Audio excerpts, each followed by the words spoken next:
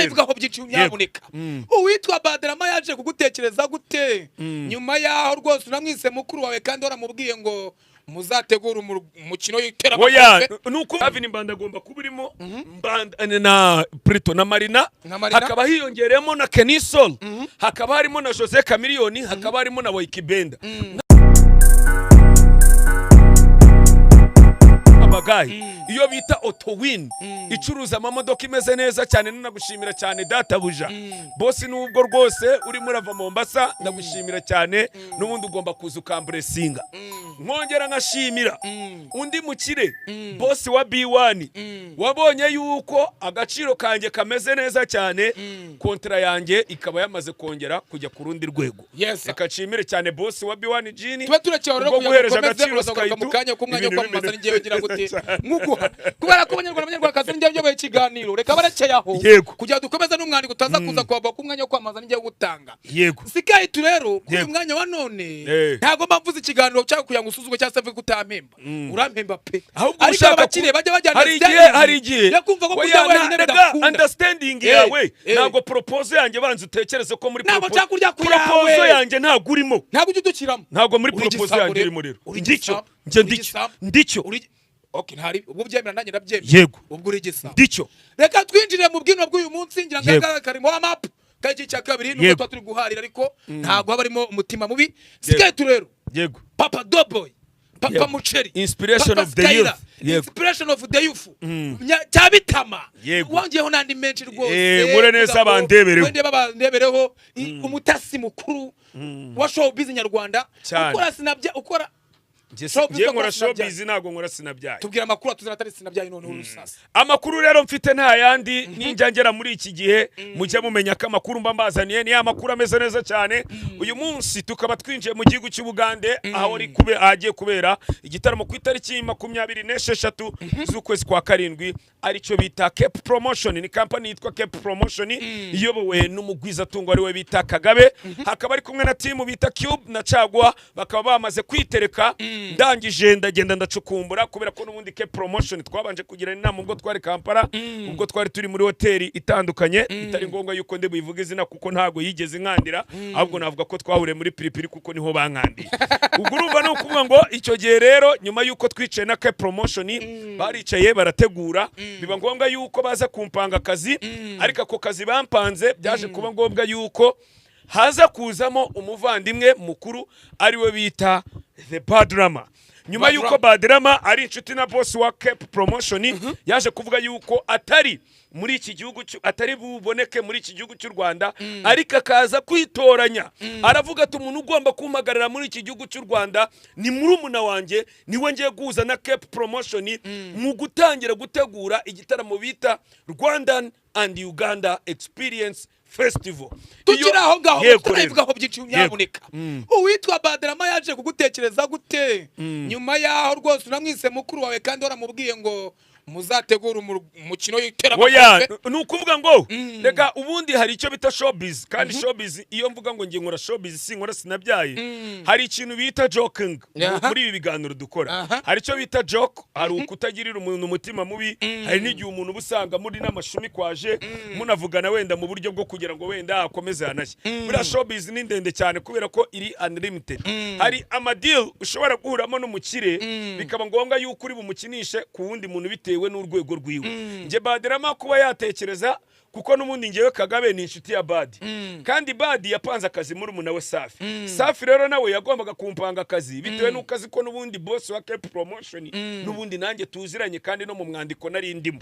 Kandi uwo mwandiko nubwo nari nkurimo mu rwego rwo gushaka amasoko. Nkubaka kanya biraza gutungurana kuko muri Cape Promotion Rwandan and Uganda Experience Festival igiye kubera Kampala, n'ubundi uko byagenda kose ibyo nabasezeranyije n'ubundi bigomba kuba, kuko n'ubundi B1 Gini iraza kwerekeza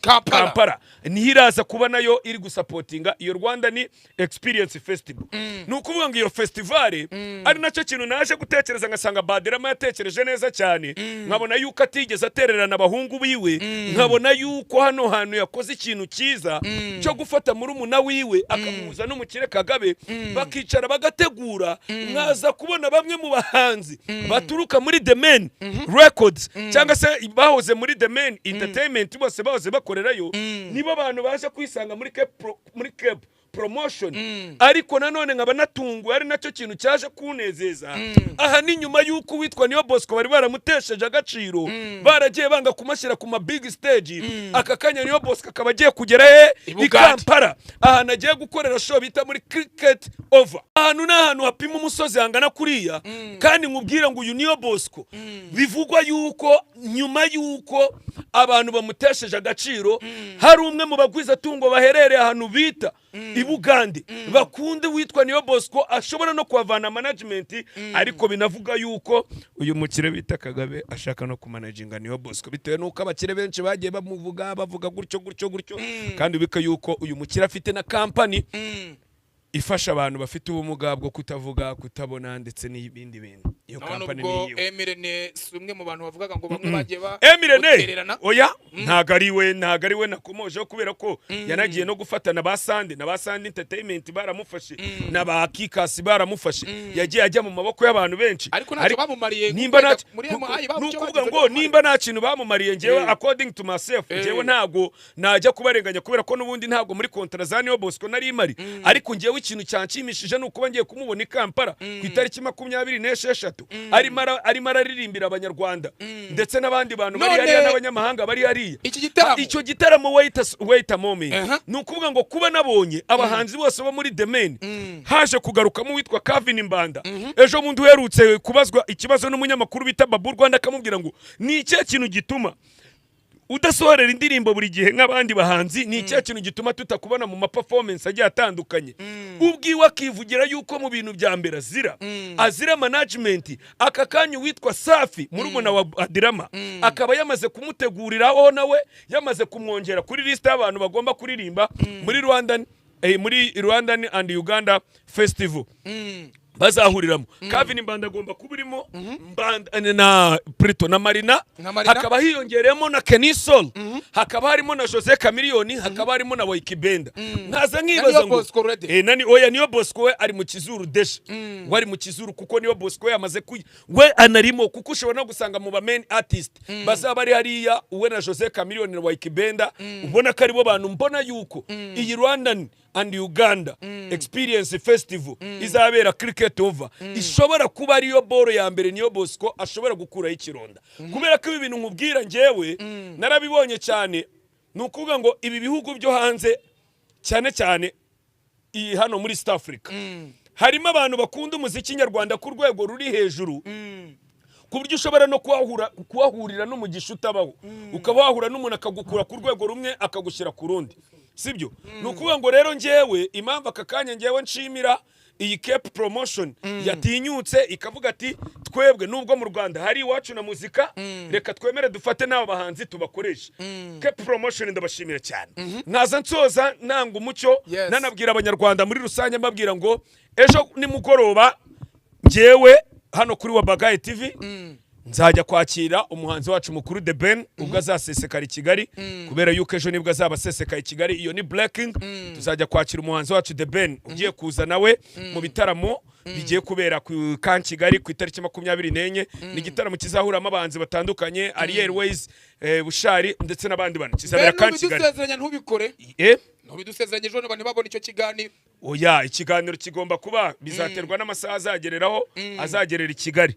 ariko naramuka ageze i Kigali uko byagenda kose Zebra ataba hari n'ubundi nshobora kwinyabyayo ngakoresha telefone yego nayivuze ikiganiro kubera ko nari kuvuga ati oya ahubwo nukuvuga ngo ikindi kintu cya mbere nshaka kubabwira kuba The Ben aje i Kigali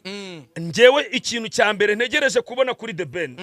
Ben ndashaka kukubaza iki kintu akakanuze kukamera The Ben kugarutse i Kigali Element na Kevin Kade urabazanye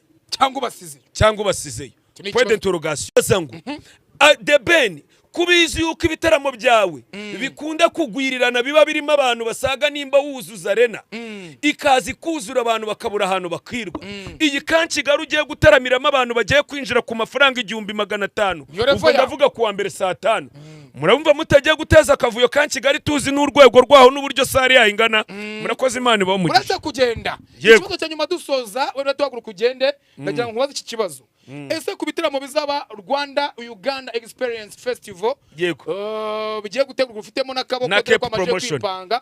uyu mwanya none Sikaitu azaba arimo nk'umuvuza nduru cyangwa azabamo nk'umuperform oya nge nzaba ndi umuvuza kandi nge nzaba ndi kumwe na B1G urakoze cyane wapfura sawa